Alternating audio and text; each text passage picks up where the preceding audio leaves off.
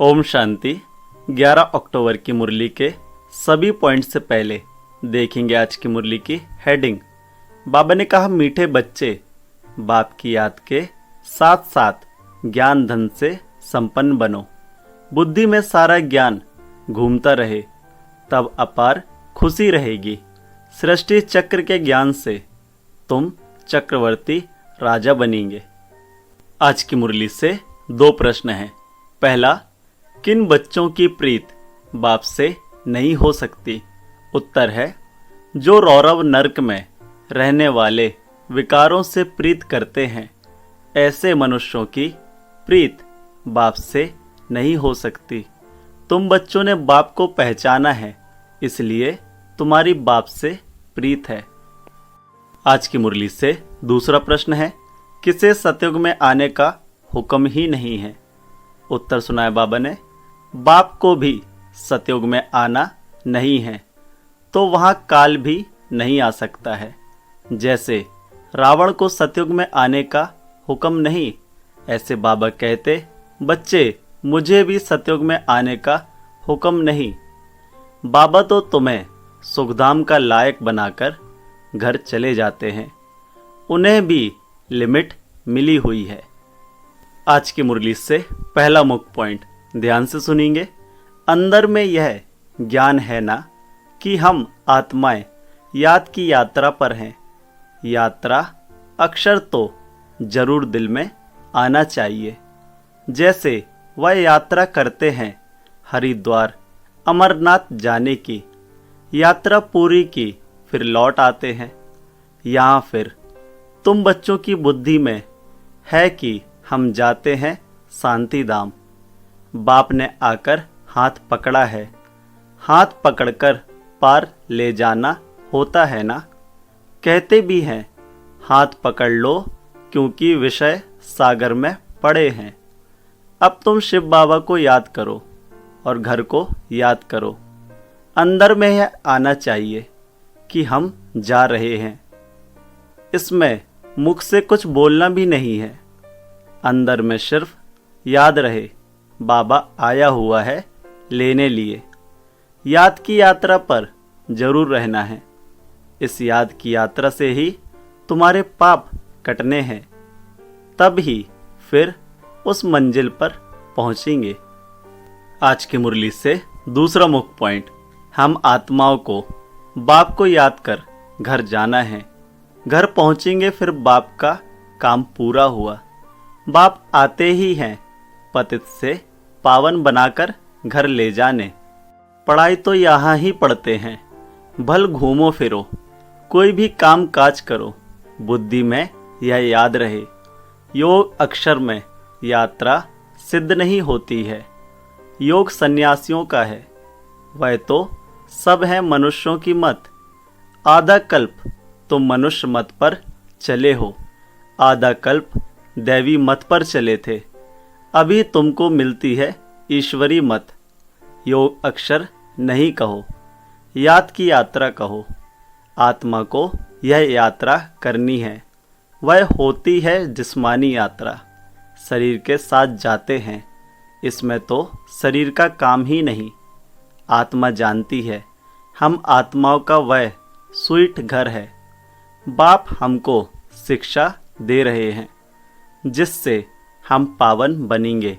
याद करते करते तमो प्रधान से सतो प्रधान बनना है, यह है यात्रा।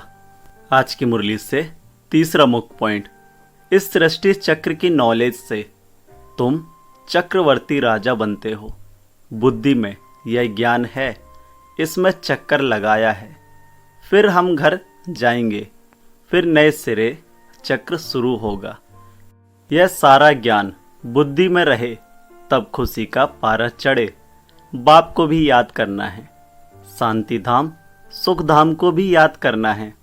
84 का चक्र अगर याद नहीं करेंगे तो चक्रवर्ती राजा कैसे बनेंगे? सिर्फ एक को याद करना तो सन्यासियों का काम है, क्योंकि वह इनको जानते नहीं, ब्रह्म को ही याद करते रहते हैं। बाप तो अच्छी रीति बच्चों को समझाते हैं, याद करते करते ही तुम्हारे पाप कट जाने हैं। आज की मुरली से चौथा मुख्य पॉइंट, बाप कहते हैं हम आते हैं नई दुनिया बनाने। आधा कल्प तुम बच्चे राज करते हो, फिर ड्रामा प्लान अनुसार द्वापर शुरू होता है। देवताएं वाम मार्ग में चले जाते हैं। उनके बहुत गंदे चित्र भी जगन्नाथपुरी में है। जगन्नाथ का मंदिर है। यूं तो उनकी राजधानी थी, जो खुद विश्व के मालिक थे। वह फिर मंदिर में जाकर बंद हुए। उनको काला दिखाते हैं। इस जगन्नाथ के मंदिर पर तुम बहुत समझा सकते हो और कोई इनका अर्थ समझा नहीं सकते। देवता ही पूज्य से पुजारी बनते हैं।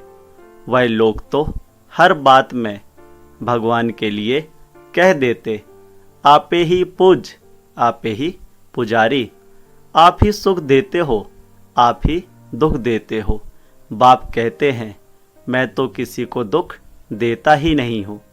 यह तो समझ की बात है। बच्चा जन्मा तो खुशी होगी, बच्चा मरा तो रोने लग पड़ेंगे। कहेंगे भगवान ने दुख दिया। अरे यह अल्पकाल का सुख दुख तुमको रावण राज्य में ही मिलता है। मेरे राज्य में दुख की बात नहीं होती। आज की मुरली से पांचवा मुख्य पॉइंट है, बेहद के बाप का वर्षा है ही स्वर्ग। बाबा स्वर्ग की स्थापना करते हैं तो बाप की श्रीमत पर चलना पड़े। बाप कहते हैं पवित्र जरूर बनना है। पवित्रता के कारण ही झगड़े होते हैं। वह तो बिल्कुल ही जैसे रौरव नरक में पड़े हैं और ही जास्ती विकारों में गिरने लग पड़ते हैं। इसलिए बाप से प्रीत रख नहीं सकते हैं। विनाश काले विपरीत बुद्धि है ना। बाप आते ही हैं प्रीत बुद्धि बनाने। बहुत हैं जिनकी ऋचक भी प्रीत बुद्धि नहीं है, कभी बाप को याद भी नहीं करते हैं। आज की मुरली से छठा मुख्य पॉइंट, शिव बाबा को जानते ही नहीं हैं, मानते ही नहीं हैं। माया का पूरा ग्रहण लगा हुआ है। याद की यात्रा बिल्कुल ही नहीं। बाप मेहनत तो कराते हैं, यह भी जानते हो। सूर्यवंशी चंद्रवंशी राजधानी यहाँ स्थापन हो रही है। सतयुग त्रेता में कोई भी धर्म स्थापन होते नहीं। राम कोई धर्म स्थापन नहीं करते। यह तो स्थापना करने वाले बाप द्वारा यह बनते हैं। और धर्म स्थापक और बाप के धर्म स्थापना में रात दिन का फर्क है। बाप आते ही हैं संगम पर, जबकि दुनिया को बदलना है। बाप कहते हैं कल्प कल्प कल्प के संगम युगे आता हूँ। उन्होंने फिर योगे योगे अक्षर रॉन्ग लिख दिया है। आज की मुरली का सातवां मुख्य पॉइंट, बाप कहते हैं बच्चे इन बातों को भूलो मत। यह कहते हैं बाबा हम आपको भूल जाते हैं। अरे बाप को तो जानवर भी नहीं भूलते हैं। तुम क्यों भूलते हो? अपने को आत्मा नहीं समझते हो। देह अभिमानी बनने से ही तुम बाप को भूलते हो। अब जैसे बाप समझाते हैं वैसे तुम बच्चों को भी टेव अर्थात आदत रखनी चाहिए। भपके से बात करनी चाहिए। ऐसे नहीं बड़े आदमी के आगे तुम फंक हो जाओ। तुम कुमारियां ही बड़े बड़े विद्वान पंडितों के आगे जाती हो तो तुम्हें निडर हो समझाना है। आज की मुरली के 8वें मुख्य पॉइंट में अव्यक्त इशारा, जैसे होली में लोग आपस में गले मिलते हैं, ऐसे यहाँ संस्कार मिलन ही मंगल मिलन है। एक दो के संस्कारों को जानकर कि एक दो के स्नेह में एक दो से मिल जुल कर रहना है। जैसे कोई से विशेष स्नेह होता तो उससे मिक्स हो जाते हैं। ऐसे एक दो से मिक्स होने के लिए जितना ही नॉलेजफुल उतना ही सरल स्वभाव बनो। आज की मुरली से धारणा के लिए मुख्य सार, पहला, बुद्धि में सदैव याद रहे कि हम जा रहे हैं। हमारी नैया का लंगर इस पुरानी दुनिया से उठ चुका है। हम है रूहानी यात्रा पर। यही यात्रा करनी और करानी है। दूसरा मुख्य पॉइंट बाबा ने सुनाया, किसी भी बड़े आदमी के सामने निर्भरता भपके से बात करनी है, फंक नहीं होना है। देही अभिमानी बनकर समझाने की आदत डालनी है। आज की मुरली से प्यारा वरदान है। बाबा ने कहा, व्यर्थ व माया से इनोसेंट बन, दिव्यता का अनुभव करने वाले महान आत्मा भव। डिटेल है, महान आत्मा अर्थात सेंट उसे कहेंगे जो व्यर्थ व माया से इनोसेंट हो। जैसे देवताएं इससे इनोसेंट थे, ऐसे अपने वो संस्कार इमर्ज करो।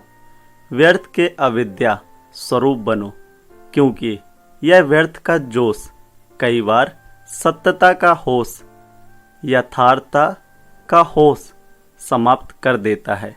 इसलिए समय, श्वास, बोल, कर्म सब में व्यर्थ से इनोसेंट बनो। जब व्यर्थ की अविद्या होगी तो दिव्यता स्वतः अनुभव होगी और अनुभव कराएगी। आज की मुरली से बाबा का प्यारा स्लोगन है, फर्स्ट डिवीज़न में आना है तो ब्रह्मा बाप के कदम पर कदम रखो। फर्स्ट डिवीज़न में आना है तो ब्रह्मा बाप के कदम पर कदम रखो। ओम शांति। मेरा बाबा, प्यारा बाबा, मीठा बाबा। ओम शांति।